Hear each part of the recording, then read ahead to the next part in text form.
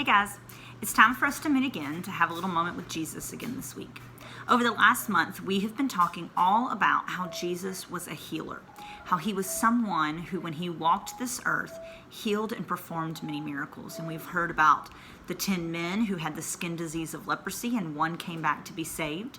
We heard about the woman who was bleeding and how she reached out to Jesus' hem of his cloak and was able to be healed. We heard about the little girl who died and who Jesus was able to bring back to life. Last week we heard about the lame man who had been laying on the ground waiting and hoping that he would be able to walk again for 38 years until Jesus came and told him that he could get up and walk, and he was healed. Today we're going to do our final talk about one of Jesus's healings, and today we're going to focus on the sight. Now, I don't know about you, but I have a hard time seeing. If I do not wear my glasses, I can see somewhat. I can see obviously what's up close to me, but far away, everything is very, very blurry. Now, when I was in the 4th grade was when they figured out that I needed glasses to help me see. And for a long time, it was just a little bit blurry. And then all of a sudden, when I became a grown-up, it got much worse. See, my mom had a lot of trouble seeing. My mom had eyesight that required her to wear glasses, along with my granddad on that side and my aunts and uncles. So I got it probably from my mother.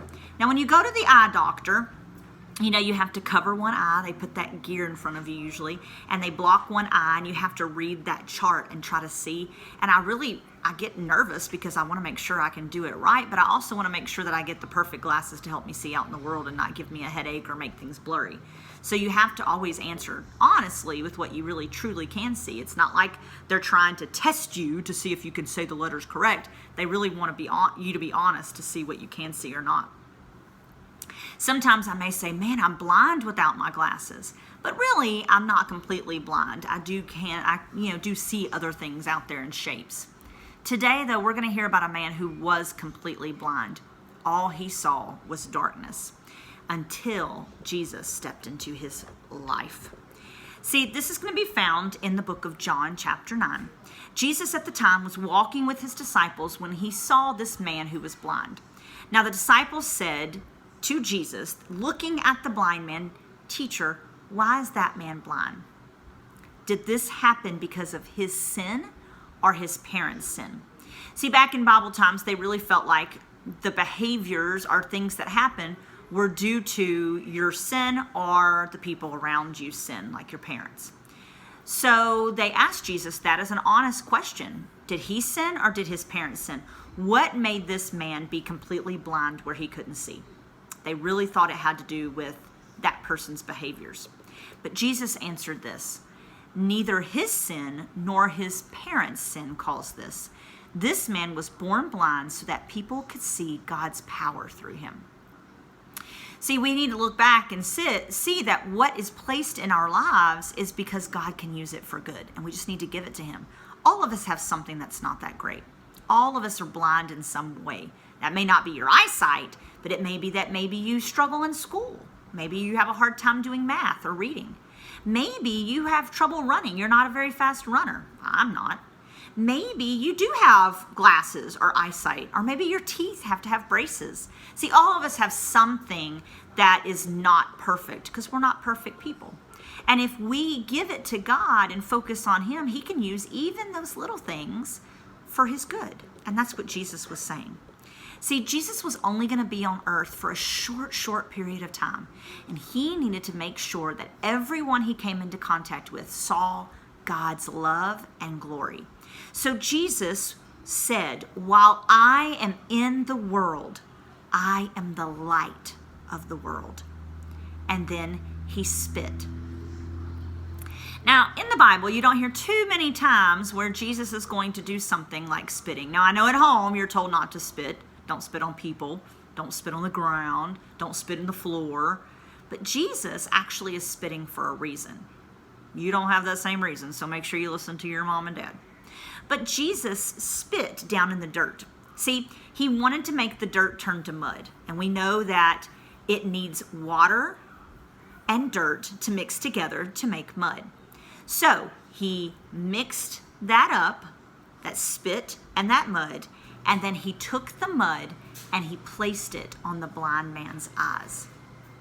And then he said to that man, "Go and wash in the pool of Siloam." See, he instructed him to go and wash off the mud that he had placed on his eyes. Now, imagine what that man was thinking. He's been blind for many, many years, probably his whole life. He's never seen anybody's actual face, probably. And he definitely doesn't know who this man is, this man Jesus, who's putting mud all over his eyes. After he hears, I'm sure his senses were even higher, where he heard the spit, he heard the mixing of the mud. He probably could have even heard the disciples talking about why was the man blind in the first place. So he may have heard Jesus say it's not because of his sin or his parents' sin. Man, what a relief for that man. Maybe he always thought it was his fault he was blind, or maybe he blamed his parents. So what a relief to hear that it wasn't anybody's fault, but that God was going to use it. And so immediately after he has that mud on his eyes, he does go to the pool of Siloam and wash it off. And as he went and washed, when he came back, he could see. See, he came right back to Jesus and back to his spot and was able to see again. Now the man's neighbors were amazed. Here this man is who has been blind his entire life, and now all of a sudden he could see. What a miracle had been performed. So the neighbors, in amazement, took that blind man to the religious leaders of the day. They wanted to show him off. Look at what has happened. This man has been healed by God. Remember, though, the religious leaders are not always on Jesus' side. So when those people bring the blind man to the religious leader, they ask him, "How are you healed? What happened?" And the man said, "A man put mud on my eyes, and then I washed, and now I see." He tells them exactly what happened. Now the religious leaders were upset and angry at Jesus because once again, he has healed someone on the Sabbath. We talked about that last week, how he had healed someone on the Sabbath being that holy day, the day that the religious leaders said that you should rest and not do anything. Now they're going to use that against Jesus. They're probably a little jealous of Jesus. Jesus is getting a lot of attention because of his miracles and because of his teachings. He is telling people that he is the Son of God, so they're scared of that too. And so they're going to use anything in their power to hold that against Jesus. And so doing miracles on the Sabbath, on the day of rest, is definitely a way they're going to try to use that against him. So they did not want to believe that Jesus was who he said he was and that Jesus could give sight to a man who was blind. Over and over again, the man who was healed just kept telling the religious leaders what had happened. And the man believed that Jesus was the Son of God. He knew it. He knew. He could feel it. He could sense it. Probably hearing Jesus say it's not his sins, but that God is going to use this was a clear indicator of who Jesus was to that blind man. The man believed who Jesus was, but the religious leaders did not. They threw the man out of the synagogue and sent him on his way. They were furious. Jesus then came to the man again. I love that he comes to the man again. He did that last week with the man who was lame. He returns back to him. He lets the man go and talk to the religious leaders. Notice Jesus didn't go with either one of those men to go and talk to the religious leaders. But then he comes back after and talks and finds out what was said and what happened. So I love that. He came back to the man and he said, "Do you believe in the Son of Man?" Meaning, do you believe in Christ, the Messiah, the Son of God? And the man answered, "Tell me who he is so that I can believe in him." And Jesus said, "You've already seen him." What a choice of words there. You had already seen him, because that man had seen no one until he had saw Jesus heal him. "The Son of Man is talking to you now," Jesus replied. The man immediately said, "I believe, Lord," and fell down and worshiped him. See, this is a great comparison to what our lives are like. When we have sin living in our hearts, it's like we are blind. The darkness has taken over. But Jesus tells us in this particular part of his life and his ministry that he is the light of the world. And that when we let that light shine in, we can see. We no longer are living in darkness. We no longer have sin living in our heart when we ask Jesus in it. We have light, and we now can share that out to the world.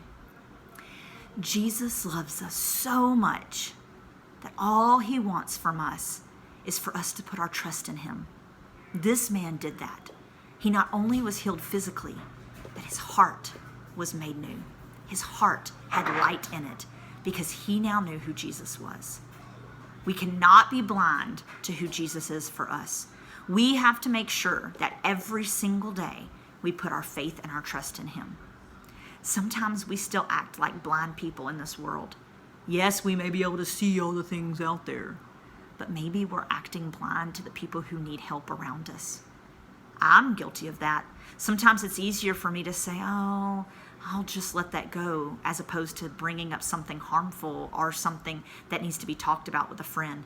Maybe a friend hurts my feelings and they've made me mad, and I just ignore it when Jesus says I need to go to them and talk to them and make it right. Maybe I step over the chores I need to do and I ignore them. I'm blinded to them when Jesus says, do everything for me, even the chores I don't like to do. What is making you blind in your life? What are you forgetting that's something important that you should do? See what that is this week and make sure that you're giving it to Jesus and doing everything you can to worship him. And I will see you guys soon. We are getting closer and closer to being back in church together, and I can't wait. I'll see you then.